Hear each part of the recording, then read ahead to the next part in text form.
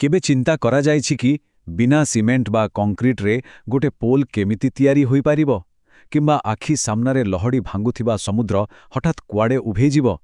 आज्ञा हाँ, मेघालयर से आश्चर्यजनक जीवंत चेरर पोल माने लिविंग रूट ब्रिज कथा हो किंबा आम ओडिशार चांदीपुर बेलाभूमिर लुचुकाळी खेळुथिबा समुद्र, एसबुकु देखिले ना प्रकृतिर सेई अद्भुत क्षमता आउ सृजनशीलता बेश बारी होई पड़े।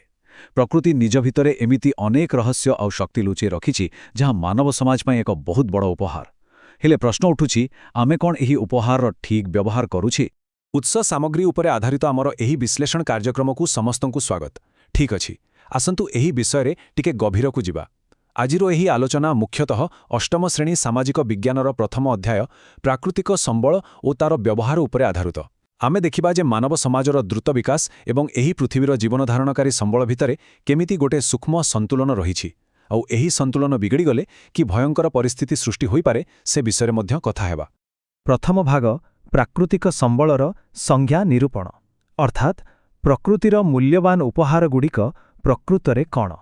वैज्ञानिक दृष्टिकोणरू देखिले प्रकृतिर मिलुथिबा आउ मनिष पई उपयोगी समस्त मूल्यवान सामग्री को ही प्राकृतिक संबल कुहाजाए। एथिरे आमर नित्य व्यवहार्य जल, वायु, मूर्तिका आउ विभिन्न खनिज पदार्थ अंतर्भुक्त।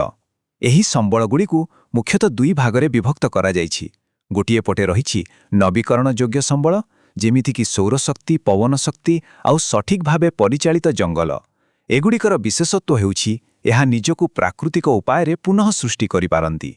अन्य पक्षरे नवीकरण अयोग्य संबलगुड़िक हेला कोइला, पेट्रोलियम आउ लुहा बा तंबा भଳି खनिज पदार्थ। कथा हेउछि एगुड़िक थरे सरीगले पुनः भरणा हेबा पई हजार हजार वर्ष लागि जाए, जाहाकि मानव जीवन काल तुलनारे आदौ संभव नुहे। एहार भयावहताकु अनुमान करिबा पई बोधुए एही गोटिए संख्या ही यथेष्ट, 50। आज्ञा हाँ, भारत रे गच्छित थिबा कोइला भंडारकु एबे जेउ हाररे उत्तोलना आउ व्यवहार करा जाउछि ना, ताहा आउ मात्र 50 वर्ष पर्यंत रही पारे बोली आकलन करा जाउछि। टिके भाबंतु तो, मूल कथाटी होउछि जदि आमे एबेठारु नवीकरण योग्य शक्ति आड़कु न मुहाइबा, तेबे आगामी पीढ़ी एक भयंकर शक्ति संकटर सम्मुखीन हेबे, एथिरे तिळे मात्र संदेह नाही। आउ शक्ति बिना ए आधुनिक जीवन शैली संपूर्ण अचल होइजिवो। एबे आसंत द्वितीय भागकु संबलर बंटन एवं प्रचुरतार विरोधाभास। एहा किपरि विभिन्न अंचलरे असमान भावे बंटित होइछि ताहा देखिबा। आम पृथिवीरे प्राकृतिक संबल सबु स्थानरे समान भावरे बंटित होई नाही। एही असमान बंटन अर्थनैतिक व्यवस्थाकु एते गभीर भावरे प्रभावित करे जे सेथिरु एक नुआ समस्या सृष्टि हुए। अर्थनीतिज्ञ माने एहाकु प्राकृतिक संबलर विलक्षण किंबा इंग्राजीरे न्याचुरल रिसोर्स कर्स बोली कहंती। एहार सरल अर्थ हेला जेउ देशरे प्रचुर प्राकृतिक संबल अछि सेमाने जे सबुबेले धनी बा विकसित हेबे तार कोनोसी माने नाही। अधिकांश समयरे हुए कौन कि एही संबलगुड़िकु केवल कंचामाल आकाररे बिक्री कर दिया जाए, कारण सेठारे उच्च मूल्ययुक्त सामग्री प्रस्तुत करिबा पई दरकारी शिल्पगत विकास बा आधुनिक वैषयिक ज्ञानकौशल नथाए। फलरे सेही अंचलर आर्थिक अभिवृद्धि खूब मंथर रही जाए। संबल थाई मध्य सेठाचार लोकंकर सामाजिक अवस्था दुर्बल होई रही जाए। एठारे गोटे बहुत सुंदर कथा कुहा जाइछि। प्रकृति राजनैतिक सीमा को ध्यान दिए नहीं।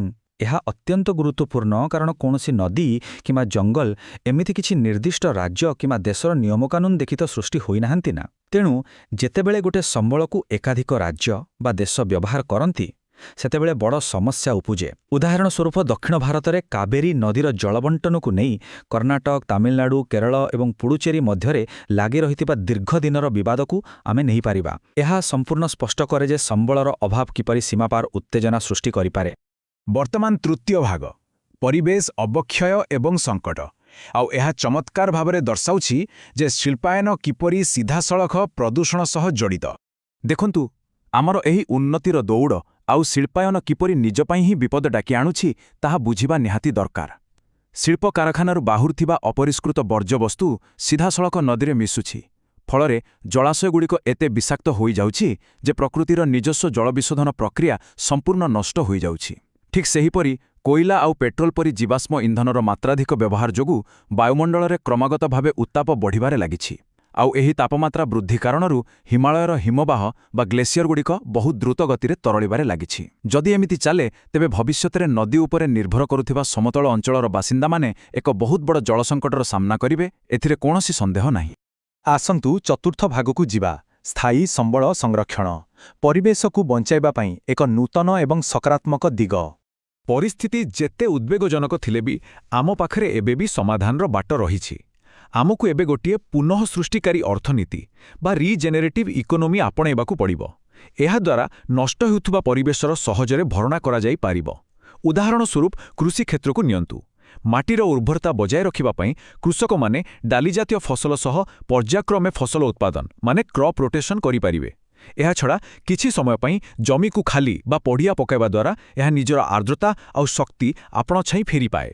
ପରିବେଶ ସୁରକ୍ଷା କ୍ଷେତ୍ରରେ ଆମ ଓଡ଼ିଶାର ଚିଲିକା ହ୍ରଦର ପରିଚାଳନା କିନ୍ତୁ ଏକ ବହୁତ ବଡ଼ ଉଦାହରଣ।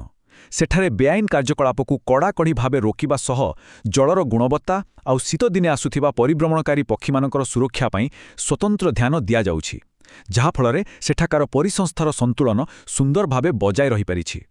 ସେହିଭଳି ଶକ୍ତି ସଂରକ୍ଷଣ ଦିଗରେ ମଧ୍ୟ ବେଶ୍ ଆଖିଦୃଶ୍ୟ ପଦକ୍ଷେପ ନିଆଯାଉଛି। ଜାଣି ଆଶ୍ଚର୍ଯ୍ୟ ଲାଗିବ ଯେ ରାଜସ୍ଥାନରେ ଥିବା ବିଶ୍ୱର ସର୍ବବୃହତ୍ ସୌର ପାର୍କ କେବଳ ଏକାକୀ ସେହି ରାଜ୍ୟର ମୋଟ ବିଦ୍ୟୁତ୍ ଆବଶ୍ୟକତାର ପ୍ରାୟ 15% ପୂରଣ କରିବାକୁ ସକ୍ଷମ। ଏହା ଖୁବ୍ ଆଶାଜନକ ନୁହେଁ କି?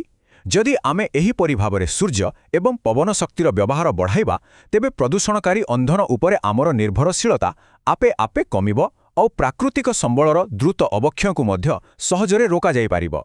ତେବେ କଥା ହେଉଛି, ଏକ ସୁସ୍ଥ ପରିବେଶ ଗଢ଼ିବା ପାଇଁ କେବଳ ସରକାରଙ୍କ ବଡ଼ ବଡ଼ ପ୍ରକଳ୍ପ ହିଁ ଯଥେଷ୍ଟ ନୁହେଁ, ବରଂ ଆମର ଦୈନନ୍ଦିନ ଅଭ୍ୟାସରେ ମଧ୍ୟ କିଛିଟା ପରିବର୍ତ୍ତନ ନିହାତି ଆବଶ୍ୟକ। ଏହି 3ଟି ସହଜ ପଦକ୍ଷେପ ଉପରେ ଟିକେ ଧ୍ୟାନ ଦିଅନ୍ତୁ। ପ୍ରଥମତଃ, ପୁରୁଣା ଜିନିଷପତ୍ରକୁ ଏଣେତେଣେ ଫିଙ୍ଗିବା ପରିବର୍ତ୍ତେ ପୋଷାକ ଏବଂ ପ୍ଲାଷ୍ଟିକ୍ ଭଳି ସାମଗ୍ରୀକୁ ମରାମତି କରି ପୁନର୍ବ୍ୟବହାର ବା ରିସାଇକେଲ୍ କରନ୍ତୁ।